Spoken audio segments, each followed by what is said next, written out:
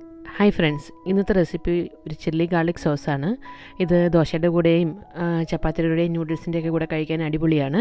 ഇതിന് വേണ്ടി ഒരു 30 ഉണക്കമുളക് വേണം. ഇതിൻ്റെ ഞെട്ടൊക്കെ കളഞ്ഞിട്ട് നമുക്ക് മുറിച്ചെടുക്കാം. ഇതിൻ്റെ എരിവ് കുറയ്ക്കാനായിട്ട് ഇതിനകത്ത് അരി കളഞ്ഞിട്ട് ചൂടുവെള്ളത്തിലിട്ടാണ് എടുക്കുന്നത്. ഇത് മുറിച്ച് കഴിയുമ്പോൾ തന്നെ ഇതിൻ്റെ അരിയൊക്കെ കുറേ പൊക്കോളും. ഒന്ന് കുടഞ്ഞിട്ട് അതിൻ്റെ പറ്റുന്നത്രയും അരി കളഞ്ഞാൽ മതി, ബാക്കിയുണ്ടെങ്കിലും കുഴപ്പമില്ല.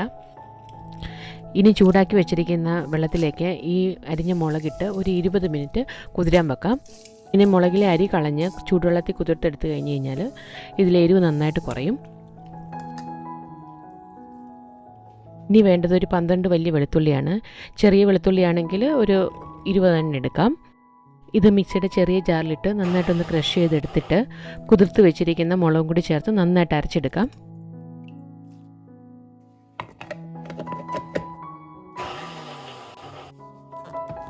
ഇനി നമുക്കൊരു പാത്രത്തിൽ എണ്ണയോ ഗീയോ ഒഴിച്ച് ഇത് നന്നായിട്ട് വരട്ടിയെടുക്കണം. ഞാനിവിടെ ഗീ ആണ് യൂസ് ചെയ്യുന്നത്. നിങ്ങൾക്കിഷ്ടമുള്ള എണ്ണ യൂസ് ചെയ്യാം.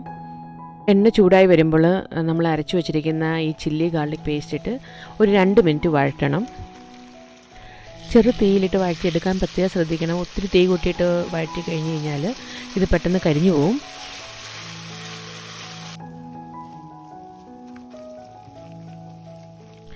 ഇത് ആവശ്യത്തിന് മൂത്തിട്ടുണ്ട്. ഇനി ഇതിലേക്ക് 1/2 കപ്പ് ചെറുപുളിയുള്ള കട്ട തൈര് ഒഴിക്കാം. ഇതുപോലെ തൈര് ഒഴിച്ചു കഴിഞ്ഞാൽ മുളകിൻ്റെ കുത്തൽ മാറിക്കിട്ടുകയും ചെയ്യും. ഈ സോസിന് നല്ലൊരു കൊഴുപ്പും ചെറിയൊരു പുളിയും ഉണ്ടാവും. ഇതിലേക്ക് ഇനി ഒരു 1 ടീസ്പൂൺ ഉപ്പും കൂടി ചേർത്ത് നന്നായിട്ട് ഇളക്കി എണ്ണ തെളിയുന്നവരെ നമുക്ക് വഴറ്റിയെടുക്കാം.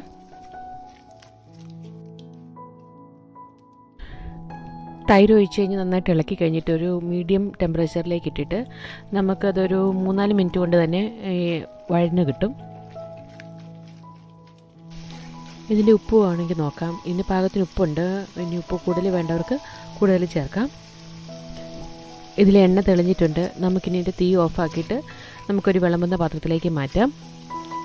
ഇത് ഒരാഴ്ച വരെ പുറത്ത് കേടാകാതിരിക്കും. ഫ്രിഡ്ജിലാണെങ്കിൽ കുറേ നാൾ നമുക്കിത് യൂസ് ചെയ്യാം. ഇത് ഏകദേശം ഉണ്ടാക്കി വന്നപ്പോൾ 1 കപ്പോളം ഉണ്ട്. ഇത് കുറച്ച് കൂടുതൽ ഉണ്ടാക്കി വെച്ച് കഴിഞ്ഞാൽ കുറച്ച് നാൾ നമുക്ക് യൂസ് ചെയ്യാം. ഇത് ചപ്പാത്തി, ദോശ, നൂഡിൽസിൻ്റെയൊക്കെ കൂടെ കഴിക്കാൻ അടിപൊളിയാണ്. എല്ലാവരും ട്രൈ ചെയ്ത് നോക്കണം. ഈ സോസ് യൂസ് ചെയ്തുള്ള കൂടുതൽ റെസിപ്പികൾ ഞാൻ സംശയാതെ അപ്ലോഡ് ചെയ്യുന്നതാണ്. വീഡിയോ ഇഷ്ടമായി സബ്സ്ക്രൈബ് ചെയ്യാനും ലൈക്ക് ചെയ്യാനും ഷെയർ ചെയ്യാനും മറക്കരുത്. അപ്പോൾ വീണ്ടും കാണുന്നവരെ ബൈ ഫ്രം ഷീന.